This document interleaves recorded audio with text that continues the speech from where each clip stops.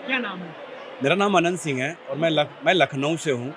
लखनऊ में अपना एक छोटा-मोटा कारोबार चलता है, प्रॉपर्टी का काम करते हैं। महाराज जी से जुड़ना मेरे जीवन का एक टर्निंग पॉइंट हुआ था, क्योंकि कुछ दिक्कतें ऐसी थी परिवार से रिलेटेड और मुझसे रिलेटेड। मैं बनारस में जब महाराज जी की पितृपक्ष में जो है उनका एक कथा हुई थी जो है, वहाँ से मैंने महाराज जी के साथ मैं जुड़ा और जब से जुड़ा हूँ, जीवन में एक अलग तरीके की शांति है। शांति कहने के लिए कि मैं जो दिक्कतें मुझे आ रही थी समाज से या घर से जो है, उन दिक्कतों से मैं अब दूर हो चुका हूँ। कथाओं की बात करें तो कथाओं में जाना मेरा कोई बहुत अच्छा वो नहीं था कि मैं कथाओं में जाऊँ और सुनूँ। मैं बागेश्वर धाम में ही आता था, बालाजी के दर्शन करता था। गुरुजी दिख गए तो उनके दर्शन हो जाते थे। हम आते बेसिकली बागेश्वर बालाजी के दर्शन करने के लिए। जैसा कि गुरुजी भी कहते हैं कि आप हमसे मत जुड़िए, आप जो हमसे जुड़े हैं आप उनसे जुड़िए और जो भी आपके कष्ट हैं आप उनसे माँगिए जो है। तो मेरा यही एक्सपीरियंस है, मेरा यही कहना है कि आज के इस युग में जो है अगर मैं जहाँ बहुत सारे संत ऐसे हैं जहाँ पे पैसे लेकर के या चीज़ों को लेकर के वो अपने प्रचार, अपने प्रभाव में लगे हुए हैं। एक ऐसा तीर्थ स्थल बागेश्वर धाम है, जहाँ पे बिना किसी पैसे का, बिना किसी चीज़ों का जो है, वहाँ पे आप आइए, दर्शन करिए, आपकी अर्ज़ी स्वीकार होती है, गुरुदेव आपसे मिलेंगे। पर्चा गुरुदेव कहते हैं कि पर्चा तो एक बहाना है लोगों को सिर्फ़ अपने पास लोगों को बागेश्वर बालाजी से जोड़ने का। तो मेरा पर्चे का मेरा कोई इंटरेस्ट भी नहीं है, मैं पर्चा चाहता भी नहीं हूँ। मैं चाहता हूँ कि जो हनुमान जी हैं वो सदा हमारे साथ रहें और महाराज जी के हमेशा दर्शन करते रहें। लखनऊ से यहाँ आना क्योंकि कहीं न कहीं काफ़ी दूर है ये सागर ज़िला जो है, लेकिन बहन को लेकर के यहाँ पे आए क्योंकि उसके भी कष्ट हैं, उसके भी परिवार में कलेश है। तो यही मेरा बस है। आप यहाँ पर आए हैं, अपनी बहन को भी लेकर के आए हैं। क्या आपके जीवन में जब से आप जुड़े हैं, क्या अलग से या परिवर्तन क्या आपको ख़ास क्या देखने को मिला गुरुजी से जुड़ने के बाद? कि हमारी जो समस्याएँ पहले थी, कई जगह आप गए होंगे, सुनाई होंगी, कि पैसे भी लगे होंगे। तो गुरुजी से आप जुड़े हैं, कैसे आपकी समस्याएँ दूर हुई और कैसे लगे, नहीं लगे भी आप?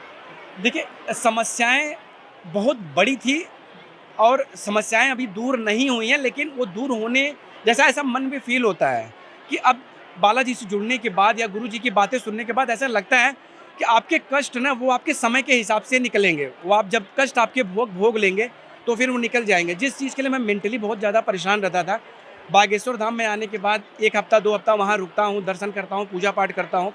मुझे एक चीज़ का अनुभव तो हुआ कि मुझे ऐसा लगता है कि यहाँ से जुड़ने के बाद मुझे ऐसा लग रहा है कि मेरे कष्ट धीरे-धीरे, धीरे-धीरे दूर हो रहे हैं। पारिवारिक समस्याएँ थी, परिवार में कुछ दिक्कतें थी, वो परिवार भी मेरा अब अच्छे तरीके से लाइन पे लगा हुआ है। तो ये महाराज जी की महिमा और बागेश्वर बालाजी की कृपा ही कह सकते हैं। मतलब कह सकते हैं जो आपके अंदर पहले नेगेटिविटी दीवार को लेकर बहुत ज़्यादा टेंशन, जी। डिप्रेशन का, दूर हो गया। दूर हो रही हैं, हुआ नहीं है, दूर हो रही हैं और मुझे जुड़े हुए धीरे-धीरे 8 महीने हो रहे हैं और धाम पे मेरी 7वीं 8वीं पेशी है जो है। आता हूँ, मेरा काम है बालाजी के दर्शन करना, परिक्रमा करना, जैसे कि महाराज जी कहते हैं कि पेशी करना, परिक्रमा करना। पर्चे जब बनेंगे तब बनेंगे, लेकिन मेरे कष्ट जो है आने से दूर हो रहे हैं। आप लखनऊ से हैं, लखनऊ में भी लोग गुरुजी के बहुत शिष्य मंडली जी, हैं, जी, वहाँ जी। के लोग प्रभावित हैं। क्या आपको देखने को मिल रहा है गुरुजी के बारे में? आप लखनऊ से हैं वहाँ पर, देखिए क्या लोगों के अंदर क्या भाव है? देखिए, भाव की अगर बात करूँ, अभी हाल ही में गुरुजी की कथा जो है कानपुर में होने वाली थी, लेकिन कुछ परिस्थितियों के कारण वो कथाएँ कैंसल हो गई। मैंने जो वहाँ का माहौल देखा, वो मैंने यही देखा कि जो युवा जो है अपना समय बर्बाद करते थे पिक्चरों में जा करके, मूवीज़ में जा करके, मॉल में जा करके या दारू में, नशे में, आज वो कहीं न कहीं सनातन की तरफ मुड़ कर रहे हैं। सनातन को अपनाने की कोशिश कर रहे हैं कि जो अपने धर्म को वो भूल चुके थे। कहीं न कहीं हम हिंदू ज़रूर हैं, लेकिन हमें हिंदुओं को कोई भी बात होती थी मंदिर में पूजा करने की या चीज़ों की, तो हम सबसे पहले चीज़ों से भागते थे। लेकिन आज ऐसा समय है कि हम मंगलवार या शनिवार के दिन हम मंदिरों में जाते हैं, भगवान को, हनुमान जी की कीर्तन करते हैं, हनुमान चालीसा पाठ कराते हैं, सुंदरकांड का आयोजन करते हैं। ये कहीं न कहीं आज के युवाओं के लिए एक प्रेरणा है बागेश्वर महाराज जी जो है। तो मेरा सिर्फ़ इतना कहना है कि जैसे कि बहन ने कहा कि इनकी उम्र जो है वो ऐसे ही बढ़ते रहे, इनके ऊपर किसी भी तरीके का कोई भी साया ना हो और सबके ऊपर अच्छे बने, सबके ऊपर कृपा हो। सिर्फ़ इसी मनोकामना के साथ हम आए हैं। गुरुजी की जो कथा है, गुरुजी कहते हैं कि जो सनातन लड़के-लड़कियाँ उन्हें अपने अपने गले में कंठी माला, तिलक लगाना चाहिए, कलावा पहनना चाहिए।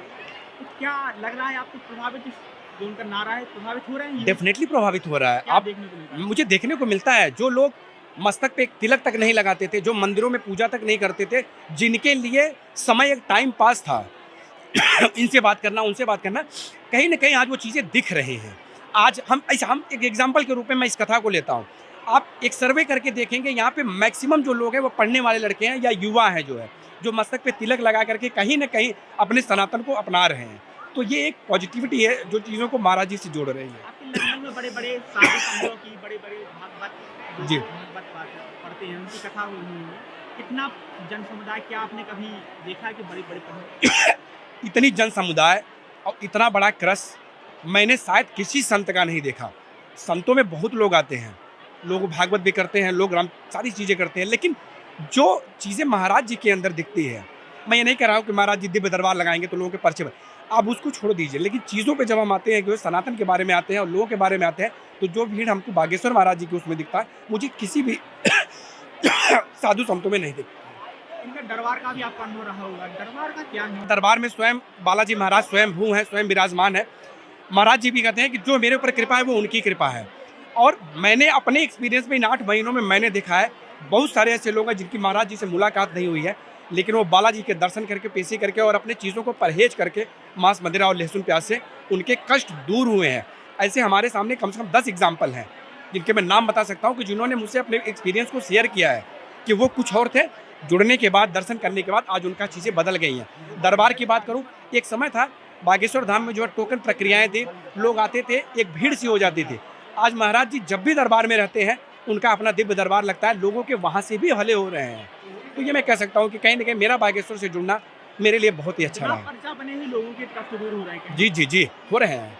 पर मैंने फिर वही पहली लाइन में कह रहा हूँ कि पर्चा, गुरुजी कहते हैं कि पर्चा एक बहाना है, लोगों के कष्ट है, ये मैं मान सकता हूँ, लेकिन कष्ट आपके दूर करेंगे बालाजी, और बालाजी ही कष्टों को दूर कर रहे हैं। ये मेरा अपना एक्सपीरियंस और मैंने लोगों से सुना है। आखिरी में गुरुजी के लिए क्या कहेंगे?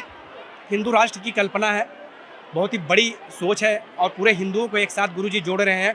हम भी उसमें एक छोटा सा सहयोग दे सके। मेरी बस यही कामना है कि गुरुजी ऐसे ही चीज़ों को आगे बढ़ाते रहे, हिंदुओं को जोड़ते रहे। जो बहके हुए लोग हैं, जो सनातन को छोड़ करके कहीं और चले गए हैं, उनकी घर वापसी हो और सनातन का नाम ऊँचा हो।